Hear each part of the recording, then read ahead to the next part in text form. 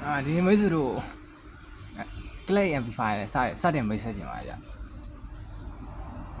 Clay Amplifier မှာအသုံးပြုနေလို့ဆိုတော့ကျွန်တော်တို့ microcontroller မှာသူ့ရဲ့ serial data တွေကို data signal တွေကိုအချက်ဖို့အတွက် signal တွေပို့ပြီးတန့်စင်အောင်ချက်ထွင်တဲ့နေရာမှာအသုံးပြုလို့ရပါဗျ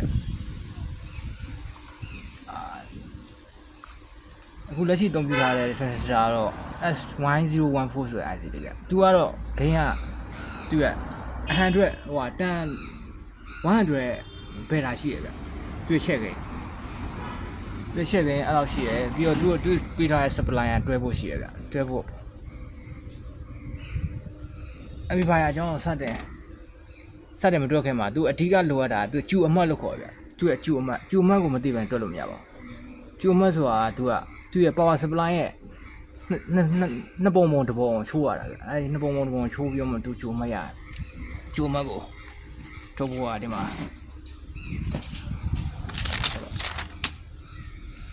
ကျူအမှတ်ချိုးတာ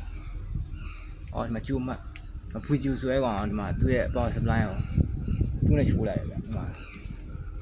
အဓိကကျွန်တော်တို့တွက်ဖို့လိုအပ်တာဒီ resistor တစ်လုံးပဲဗျဒီ resistor တစ်လုံးရဲ့တန်ဖိုးရတယ်ကျွန်တော်တို့ amplifier တွက်လို့ရတယ်ကျန်တဲ့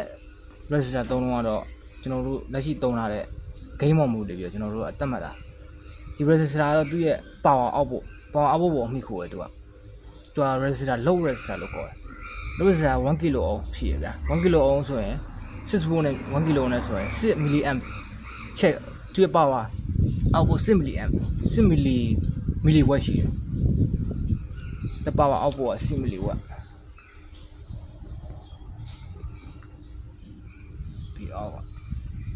ကျတော့ဖွေအောင် multiply I got I see color simple yeah I see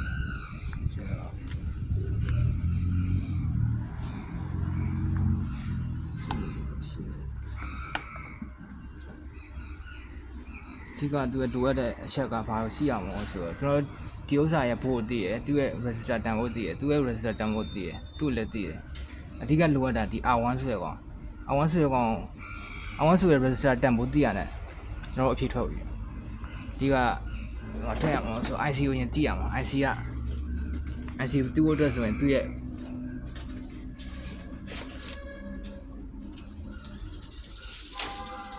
ဒီ IC ထဲမှာဖြတ်သွားတဲ့သူ့ရဲ့ current ကကျွန်တော်တို့သိတယ်အဲ့ current ကိုကျွန်တော်တို့အရင်ဆုံးသိအောင်ချရမယ်ဗျ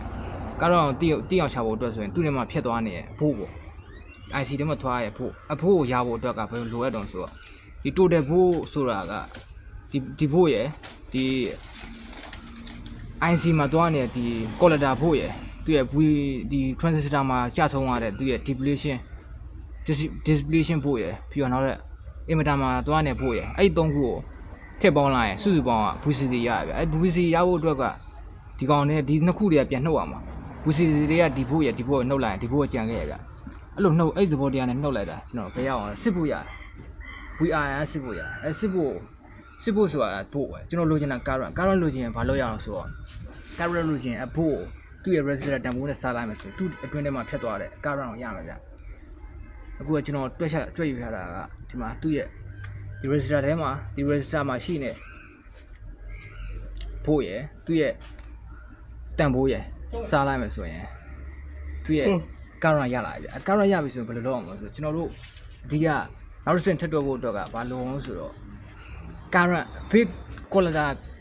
current ရပြီဆိုရင် base current လိုတယ် base current ဘယ်လိုရအောင်ဆိုတော့ base current ဒီ transistor ပေါ်မှာမူတည်ရဗျ transistor ရဲ့ချက်gain သူ့ရဲ့ gain ပေါ့ gain က beta လို့ခေါ်တယ်ဒီ transistor S9014 သုံးထားတယ် S9014 ရဲ့ gain ကသူက data sheet မှာကြည့်လိုက်မယ်ဆိုရင်100 gain ရှိတယ်100 beta ရှိရပေါ့အဲ beta နဲ့စားရမှာဒီက IC ကို beta နဲ့စားမယ်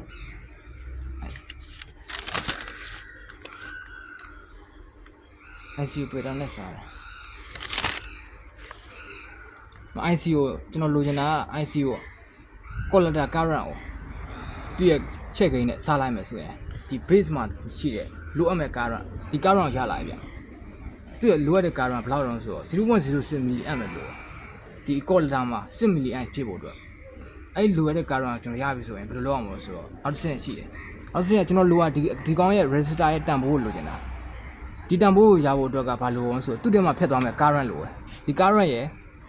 ဒီဘိုးကတော့ကျွန်တော်သိရမှာဘိုးကတော့ဘာလို့ဆို R1 နဲ့ R2 ကသူကနှစ်ခုပေါင်းခြင်းက VCC ဖြစ်မယ်ဒီ VCC ဖြစ်ဖို့အတွက်ဒီ R2 ကြတော့ဘယ်လိုလိုအောင်ဆို R2 ကျတော့ VCE ရယ်ဒီ VCE နဲ့ VE နဲ့ပေါင်းလိုက်မယ်ဆို R2 ရမယ်ဗျဘာလို့လဲဆိုတော့သူတို့နှစ်ခုကဒီပါလေရှိတ်ဆက်နေတဲ့ cycle တစ်ခုဖြစ်နေလို့ပဲပါလေ cycle ကဒီကောင်က E ရနဲ့ဖွယ်သွားတဲ့ VCE ဆိုတာရှိရဗျ VCE ဆိုတာ0.7 ပိုအမြင့်ရှိတယ် silicon diode တွေက silicon diode တို့ silicon transistor တို့သုံးထားတဲ့ silicon တထုကိုသုံးထားတဲ့ transistor တို့ diode တို့အများနဲ့သူ့ရဲ့အဲမှာ current တစ်ခုဖြတ်စည်းသွားမယ်ဆိုအများနဲ့ 0.7 volt လောက်ကသူ့ရဲ့ volt drop ဖြစ်တယ်ဗျ volt drop silicon မသုံးဘဲနဲ့ germanium တွေပါတယ်သုံးမယ်ဆိုရင်တော့ 0.3 ပေါ့တကူကကျွန်တော်သုံးတာ silicon ဆိုတော့ 0.7 volt မရှိရဒီကောင်ကတော့ non volt ဒီကောင်က1 volt ထားတာကောင်1 volt အကြောင်းဒီနေရာပါတယ်လည်းဖြစ်နေတာဒီ R2 နဲ့ဒီ VCE နဲ့ VE နဲ့ကတော့ပါတယ်လည်းစိုက်ကြပြဒီနှစ်ခုကနှိုင်းချင်တယ်ပါတယ်လည်း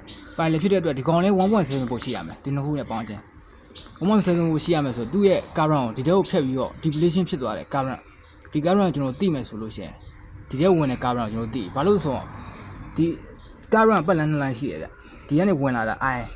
I ပတ်လန်းဝင်လာတယ်ပြီးရင်လမ်းကြောင်းနှစ်ကြောင်းခွဲသွားတယ်ဒီဘက်ကိုသွားရင်လမ်းကြောင်းတစ်ကြောင်းရယ်တို့သွားရင်လမ်းကြောင်းတစ်ကြောင်းနှစ်ကြောင်းခွဲသွားတယ်ဒီကောင် I1 ဒီကောင် I2 I1 ကျတော့ဘာလို့ဆို I1 ကျတော့ V base current ပဲကျွန်တော်တို့အခေါ်ကတော့ base current လို့ခေါ်လို့ရတယ် I1 နဲ့ I2 ပေါ့ဒီ I1 နဲ့ I2 နဲ့ပေါင်းမယ်ဆိုဘာရအောင်ဆိုတော့ I ရတယ်ဒီ I ရပြီဆိုကျွန်တော် I1 တွက်လို့ရတယ် I1 တွက်လို့ရတယ်အဲ့ဆိုတော့ကျွန်တော်တို့သိတာ IB ကိုသိ I1 ကိုသိရပေါ့ I2 ကိုဘယ်လိုသိမလဲဆို I2 ကျတော့ I2 သိကျင်ဒီ R2 ပေါ်မှာဟိုဖို့သိတယ် R2 မှာဖြတ်သွားတဲ့ဖို့ကိုသိတယ်ဒါပေမဲ့ R2 ရဲ့ current သိကျင်သူ့ရဲ့ resistor ရဲ့တန်ဖိုးနဲ့စာကြည့်လိုက်ရင်ကျွန်တော်ရတယ်ဘယ်လိုတွက်ထားအောင်ဆိုတော့ကျွန်တော်တို့ဒီမှာ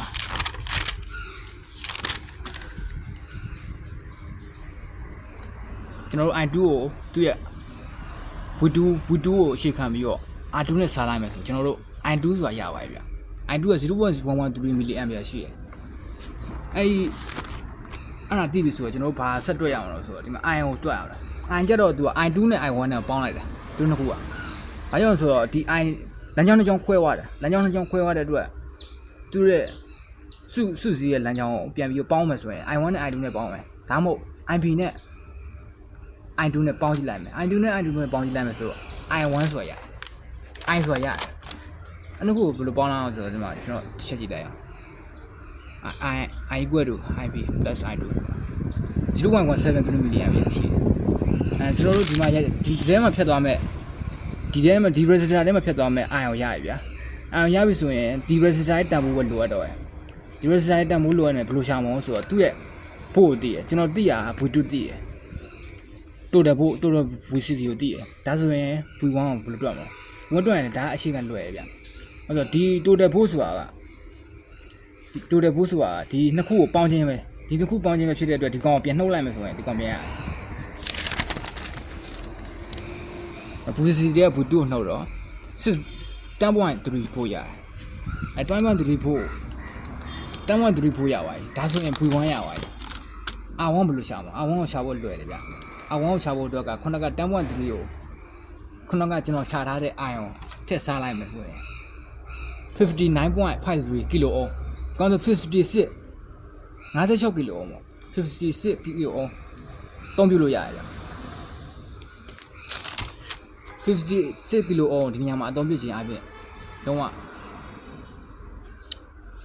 တန့်စင်တဲ့ signal ကိုကျွန်တော်တို့ amplify လုပ်လို့ရမှာဗျ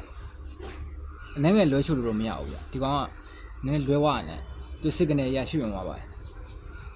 နောက်တဲ့ဗီဒီယိုတစ်ပုဒ်မှာကျွန်တော်တို့လက်တွေ့လုပ်ကြည့်ရအောင်ဒီ amplifier ကိုလက်တွေ့တိစောက်ကြည့်အောင်ဗျ